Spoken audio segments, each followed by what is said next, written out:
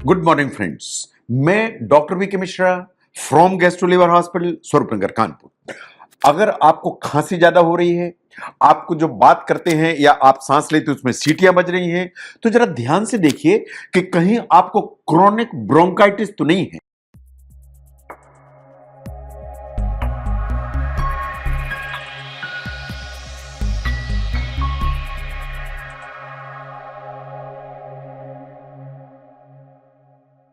ये जो chronic bronchitis है उस तरह की प्रॉब्लम है जो लो लेवल पर चलती चली जाती है, आप इसे समझ नहीं पाते हैं और ये आपको परेशान करती चली जाती है। नो, इन सिम्टम्स को ध्यान से देखिए। क्या आपको लगता है कि आपको म्यूकस ज्यादा बनता है? आपको लगता है कि आपको सीटी बचती है? क्या आपको लगता है जब सांस लेते हैं तो आपको सीटियां समझ में आती हैं? एंड कभी ज्यादा चलने में क्या आपको सांस फूलती है? और ये सिम्टम्स आपको 3 महीने या इससे ज्यादा चल रहे हैं, तो कहीं ऐसा तो नहीं है कि आपको क्रोनिक ब्रोंकाइटिस है। नाउ, जो क्रोनिक ब्रोंकाइटिस है, अगर आपने ट्रीट नहीं किया तो क्या होगा? अल्टीमेटली आपका जो वेट है वो कम होने लगेगा। नंबर 2, आपके पैरों पर स्वेलिंग आने लगेगी। और नंबर 3, आपके जो पांव हैं या लोअर लिम्स हैं उनमें आपको वीकनेस महसूस होने लगेगी। नाउ, जो क्रोनिक ब्रोंकाइटिस है उसमें बलगम है, खांसी है।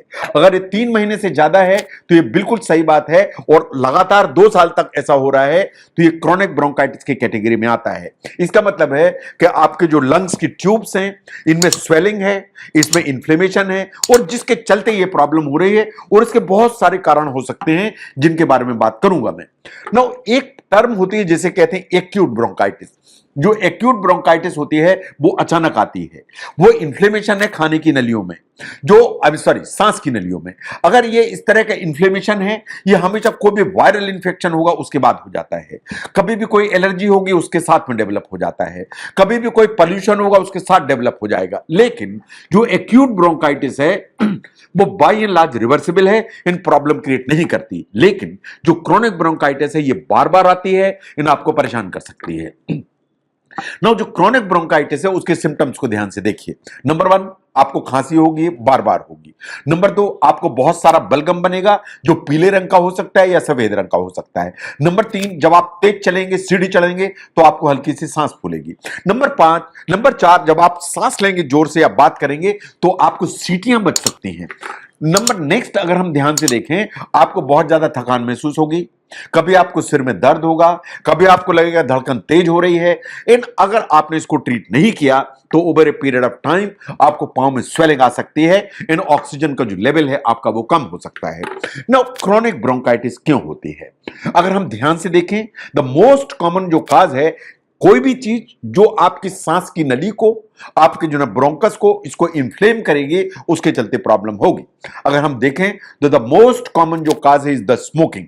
चाहे आप स्मोकिंग में सिगरेट पीते हैं, चाहे आप बीड़ी पीते हैं, चाहे आप हुक्का पीते हैं, आप कोई भी स्मोकिंग का जो ना मेथड हो सकती है, लेकिन अगर स्मोकिंग करेंगे, स्मोक आपकी ट्यूब्स में जाएगा तो ब्रोंकाइटिस होने का जो खतरा है वो बढ़ेगा ना।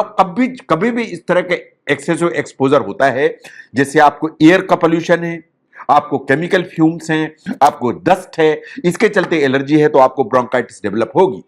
ना, अगर ब्रोंकाइटिस है तो उसको कैसे डायग्नोज किया जाएगा? सबसे पहले इसके जो सिम्टम्स एंड साइंस हैं दे आर मोस्ट इंपॉर्टेंट। जो एक्सरे चेस्ट किया जाता है उसमें इंडिकेशंस आने लगते हैं। जो पल्मोनरी फंक्शन टेस्ट है उससे क्लियर होने लगता है। जो 6 मिनट वॉक टेस्ट है उससे क्लियर हो जाता है। कभी कभार इसके कंफर्मेशन के लिए हमें सीटी स्कैन कराने की जरूरत पड़ती है, कभी कुछ ब्लड टेस्ट की जरूरत पड़ती है अगर कोई इंफेक्शन सस्पेक्टेड है तो। लेकिन जब भी आपको सांस फूल रही है तो हार्ट का एवेल्युएशन भी साथ में हमेशा किया जाता है ताकि क्लियर हो जाए कि कहीं कोई कार्डियक प्रॉब्लम तो नहीं है ना। अगर मैं मानता हूं कि आपको क्रोनिक ब्रोंकाइटिस है, या डायग्नोसिस मेरी बनती है कि आपको क्रोनिक ब्रोंकाइटिस है, तो आपको मैं ट्रीट कैसे करूंगा? नंबर 1, आपको कुछ दवाइयां दी जाएंगी जिसे ब्रोंको डायलेटर कहते हैं, जो सांस की जो नलियां हैं इनको डायलेट करने की ताकत रखती हैं।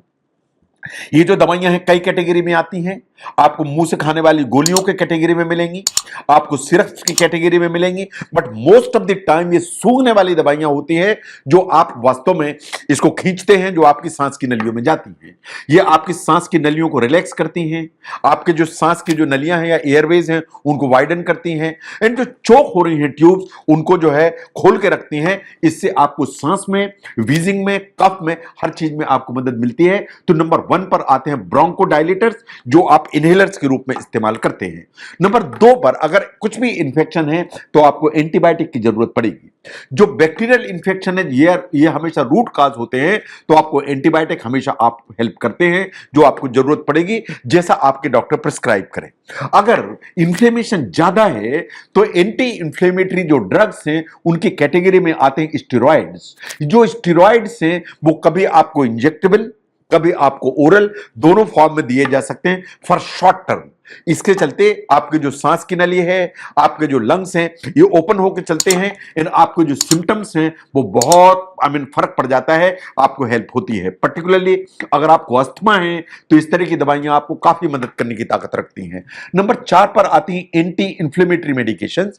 जो एंटी इंफ्लेमेटरी मेडिकेशंस है बहुत सारी होती हैं, but phosphodiesterase 5 inhibitors are the one जो कभी यूज किए जाते हैं। ये इनका काम इतना ही है कि खाने की नली में, सांस की जो नली है उसमें जो एक कंस्ट्रक्शन है उसको ओपन करके रखें ताकि आपको सांस लेने में सुविधा हो और आराम हो।